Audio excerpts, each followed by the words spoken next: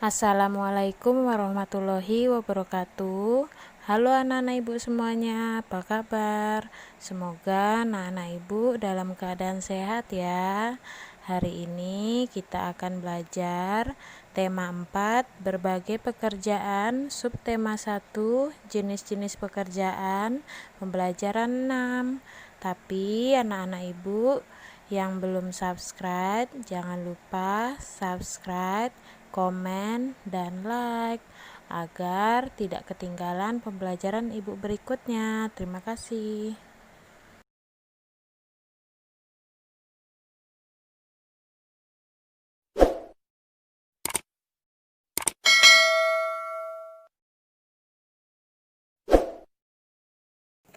Tahukah kamu bahwa kejujuran merupakan hal penting dalam setiap pekerjaan? Memberi pendapat tentang inti cerita. Seperti yang telah dijelaskan sebelumnya, salah satu langkah mengulas isi buku adalah dengan menentukan inti dari cerita yang terdapat di dalam buku sastra. Selain tokoh, untuk dapat menentukan inti cerita, kita juga harus mengetahui tentang jalan atau alur dalam cerita tersebut. Di dalam sebuah cerita, biasanya terdapat suatu permasalahan yang membuat cerita lebih berwarna yang disebut konflik. Kita dapat memberi pendapat mengenai konflik yang terdapat dalam cerita dengan cara sebagai berikut. Yang pertama, bacalah cerita dengan cermat, termasuk dialog yang terdapat antar tokoh. Yang kedua, carilah suatu paragraf yang memuat sebuah masalah, pertentangan, atau perdebatan. Yang ketiga, lalu carilah penyebab awal munculnya permasalahan atau konflik di dalam cerita tersebut. Dan yang keempat, carilah juga bagaimana permasalahan dalam cerita tersebut diselesaikan. Nah, sekarang kamu baca kembali teks tentang pemimpin idola, pemimpin yang jujur. Pemimpin yang jujur. Ida, temanku sebangku, mungil, berkulit hitam, manis, tidak banyak bicara, dan pandai. Itulah cirinya. Ia seorang anak yang sederhana. Ayahnya sudah lama meninggal. Ia tinggal bersama ibu dan adiknya. Ida anak yang sangat pandai. Nilai-nilainya yang selalu bagus memberinya kesempatan untuk meneruskan sekolah tanpa biaya. Semua buku pelajaran dan perlengkapan ditanggung oleh sekolah. Ida tak pernah malu dengan kondisi keluarganya. Bahkan, ia semakin rajin belajar dan terus berprestasi.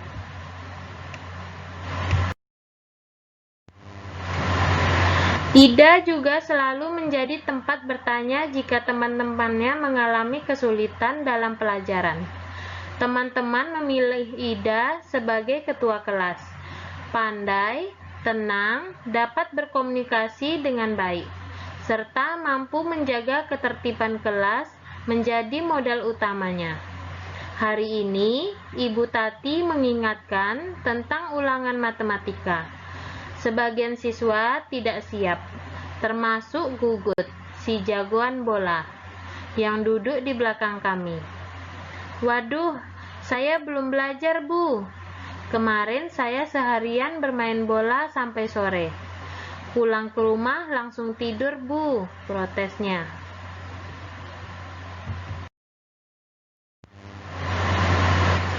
Ulangan tetap berlangsung. Gugut resah.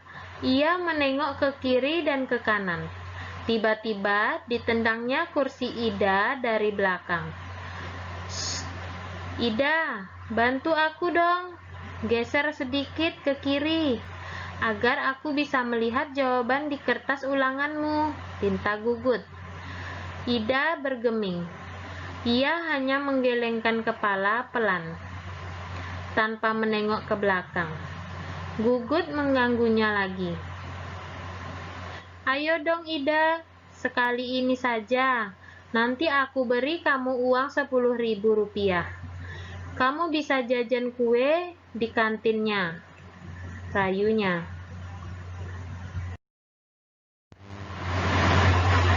Gugut tahu benar, Ida tidak pernah jajan di kantin. Ibunya tidak memberinya bekal uang jajan. Ia selalu membawa sebungkus nasi dan lauk dari rumah. Namun, di luar dugaan Gugut, Ida tidak terusik. Sekali lagi ia menggeleng pelan, sampai waktu berakhir. Gugut terpaksa menyerahkan kertas ulangannya dengan lunglai. Pada waktu istirahat, Ida menghampiri Gugut.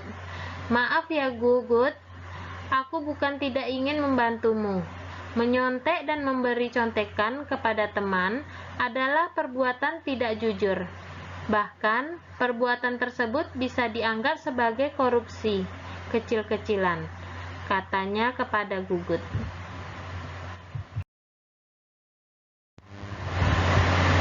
"Ah, Ida, masa menyontek sekali saja dianggap korupsi? Setahuku, korupsi nilainya miliaran dan hanya dilakukan oleh pejabat berkuasa," kata Gugut. "Gugut, justru kita harus melatih diri. Korupsi dan menyontek sama-sama mengambil hak orang lain. Bernilai kecil atau besar, tetap saja tidak jujur. Kita membiasakan diri bertingkah laku lurus. Mudah-mudahan ketika besar nanti kita tidak akan tergoda untuk melakukan korupsi, dalam bentuk apapun," Ida menambahkan dengan panjang lebar. Aku dan teman-teman sekelas yang ikut mendengarkan percakapan Ida dan Gugut terdiam setuju. Memang tidak salah kami memilih Ida sebagai pemimpin di kelas. Tidak sekedar pandai, Ida juga patut dijadikan teladan. Setelah kamu membaca teks pemimpin idola, pemimpin yang jujur, mari kita jawab pertanyaan berikut ini. Pertanyaan pertama, tuliskan pendapatmu tentang masing-masing tokoh yang terdapat dalam cerita. Jawaban: Ida anak cerdas, sederhana, dan jujur sehingga dia patut dijadikan teladan di sekolah. Sedangkan Gugut anak yang malas belajar dan tidak jujur ketika ulangan. Sikap Gugut pada cerita di atas tidak patut untuk ditiru. Pertanyaan yang kedua, tuliskan pendapatmu tentang konflik yang terjadi. Jawaban: ketika melaksanakan ulangan di sekolah, kita harus berlaku jujur. Walaupun menolong dengan memberikan jawaban kita kepada teman yang lain. Tindakan tersebut salah karena ketika ulangan, kita tidak boleh tolong-menolong dengan saling memberikan jawaban ulangan. Pertanyaan yang ketiga, tuliskan pendapatmu tentang pesan moral yang terdapat dalam cerita. Jawaban: kejujuran harus dibiasakan sejak dini, karena dengan berlaku jujur dari kecil, mudah-mudahan ketika dewasa tidak akan tergoda untuk melakukan korupsi. Ketidakjujuran akan merugikan diri sendiri dan orang lain. Sekian pembelajaran hari ini.